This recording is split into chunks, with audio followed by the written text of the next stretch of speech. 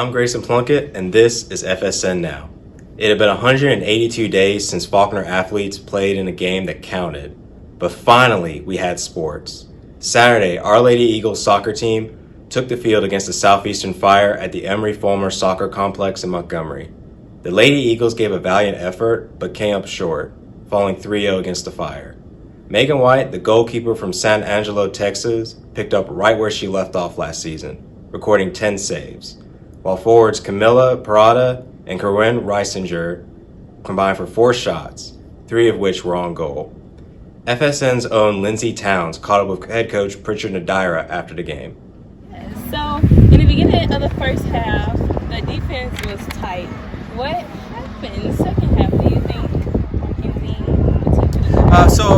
Like you said, the defense was compact. This is our first game because of the schedule change and the competition start date. We weren't able to start until today, so we still have a long way to go. We still have a few things that we need to work on just to strengthen our team. But I'm very confident with the players that we have. We have a lot of new players in the back there, so they're just still trying to figure things out. They're still trying to play with each other, so they understand each other. So it happens. It will happen in some games. I'm just glad it happened today, so we can see it and address it and become better when we come back. The Lady Eagles will take the pitch again Friday, September 25th at 5 p.m. against Virginia Beach Sports Academy in a scrimmage at Emory-Fulmer Soccer Complex. The Faulkner men's varsity soccer team will open its season Thursday at Pensacola Christian before the two teams meet again Saturday in Montgomery. The men's team is coming off an injury-riddled 2019 season in which it finished 5-7-1. Head coach Kyle Beard's squad will be without 7 players who are currently unable to travel into the United States due to coronavirus restrictions. FSN's Deshaun Bullock caught up with Kyle Beard about the upcoming games. Man, after a long time, we're finally back. So how does it feel to finally be back and to be playing this weekend, Thursday and Saturday against Pensacola Christian? It's exciting. I mean, I feel like we've been waiting for a long time. COVID kind of did that to all of us.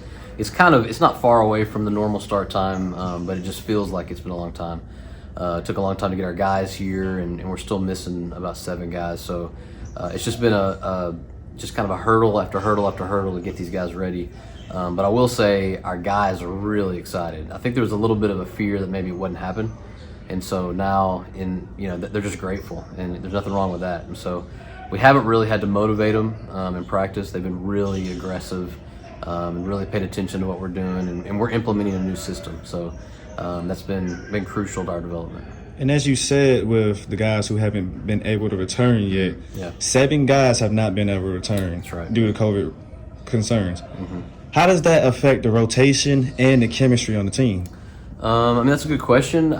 That's something that we were kind of worried about, but no, not anything disparaging against the other guys not here, but it hasn't been a problem. The guys that have come in have really stepped up, and I mean, a lot of credit goes to them. We have some good leadership, even without, 2 of these guys are actually leaders, but we have 2 other guys that have really just stepped in and taken it, and really wanted to take it from the beginning. Sam Kelly and Johnny Doan are our current team captains, and I've been really proud of them for how much they've just taken it on their own shoulders. So rotation's always going to be different, when you have a different guy out. And we knew we were going to be young this year, but and I don't want to jump the gun, but we are very excited about our class, our new class coming in. We actually have a couple of freshmen that may start, and they're outstanding. I mean, they're in there maybe because they have a chance now that one of my seniors isn't here.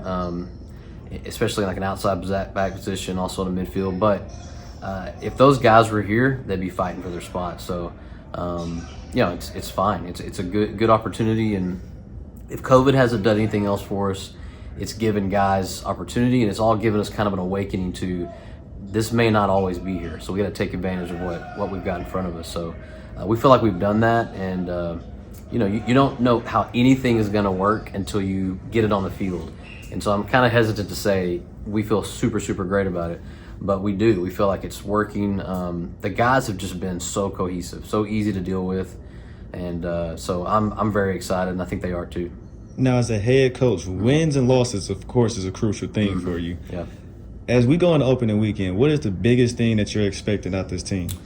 Right now, because we've stretched our season out for a year. So wins and losses are important, but to be really, really frank, I mean that's not the most important thing in the beginning. It never really has been. You always like them. It's about development. It's about learning how to transition together through whatever thing is put in your way. And it's about how are you going to be able to fit into the system and with the personnel we have right beside you. And so these first couple of games, the best thing going for us is this is kind of, I hate to use the word rivalry because we're actually really good friends with them.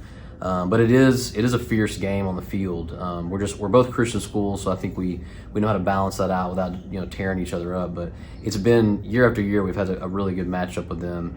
And so going down to their place, last time we were down there, I think we played in front of their whole student body, and it could be intimidating, but it's also just really fun. It's a great opportunity, great weather, and so going down there to start the series, it's going to be the challenge we need, and I think there's no other way to say that. Like, we need to be challenged from the beginning in that kind of tense environment, and so they're going to provide that. I think they're going to be ready, and then the coolest thing about it is just a couple days later we get to go at it again, and we're playing for a series, if you will, like a cup or a championship, and so there's a little bit of pride. It's not just some game. It's two games that really, really matter, and each one counts points, and we're gonna tally it up and see who the better team is. Follow us on Twitter at Faulkner ATHL or online at FaulknerEagles.com for a recap of Thursday's game.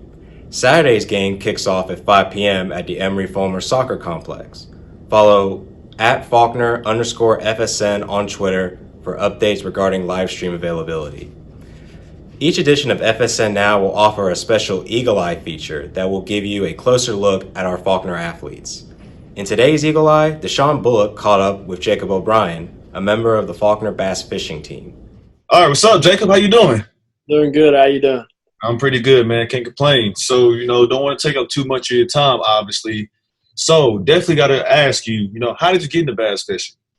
I actually played high school football, and I started out just with my grandpa, fishing when I was little, and then basically took it and realized I wanted to create it into a sport for myself, and knew that others were doing it, so decided to create a new adventure, left football behind, and it's gotten me here, so can't complain. There you go. So as you talk about that adventure, I must ask, more of a personal question. Where's the best place you've ever fished? I personally love Lake Oconee over in Georgia. Okay. Lake Oconee, Lake Sinclair. Probably those two. Lake Martin over here in Alabama, but other than that, Lake Oconee, Lake Sinclair over in Georgia. Don't sound bad then. Might have to check that out. So, these last few months were obviously crazy. We couldn't control anything that happened through this shutdown. So, through that shutdown, how did you pass time? Well, you can probably guess that I fished. I worked a good bit, but when I wasn't working, I was fishing. Yeah. On the boat, trying to, work on everything, make sure everything was still good as gold and still running. So, I fished. It's not bad then. Well, man, like I said, didn't want to take up too much of your time, Jacob. I appreciate your grace and your presence, man. And, hey, good luck to you. Thank you, boss. Have a good one. You too. The Mid-South Conference released the football schedule for the Appalachian Division Tuesday. Faulkner will tee up for the 2020-2021 campaign against Reinhardt on February 13th on the road. For the full schedule, go to FaulknerEagles.com. Until next time, I'm Grayson Plunkett, and that's the latest on FSN Now.